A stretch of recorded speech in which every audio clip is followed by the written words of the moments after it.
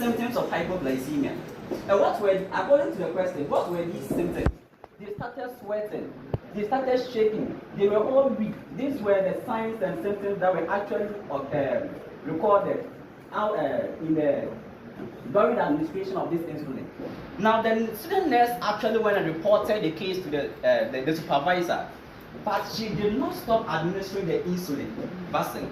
She reported the case but did not stop. She still continued due to ignorance. Now, what's happening here is that out of the 5, another two patients also developed symptoms of the hypoglycemia. But later, 2 out of the 5 again, were hospitalized at the hospital. They were administered. They were hospitalized. Let me say that. Now, what's happening here is that the researcher actually did not know what was happening. So the researcher that took upon himself did not know what was happening. So the researcher had wanted to know why the influenza vaccine was causing those symptoms, because he didn't know that there was a mistake that was done at the hospital. So what the researcher did was that the researcher traced to the manufacturer, where they did a lot of research, a lot of tests on the product, that is the vaccine, because they didn't know that it was the insulin that was causing that. But they realized that everything was on point. Now they traced back to the hospital.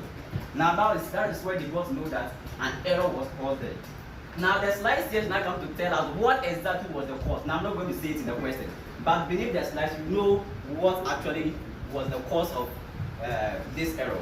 Now, so this is the presentation outline. So we've looked at the case description. So we looked at what the medications, some of the medications that are involved in the question, and then also the clinical consequences, the investigations that were actually done, and then the root cause of the error, the preventive measures, and then the lessons that we learned, and then the conclusions.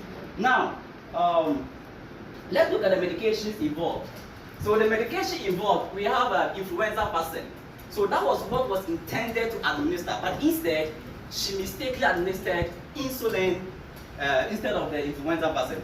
Now let's look at what the influenza vaccine is, because that is what the student nurse was supposed to administer. But before we get clear understanding of how the influenza vaccine works, you have to have the symptoms of hypoglycemia.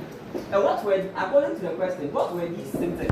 They started sweating, they started shaking, they were all weak. These were the signs and symptoms that were actually recorded out during the administration of this insulin.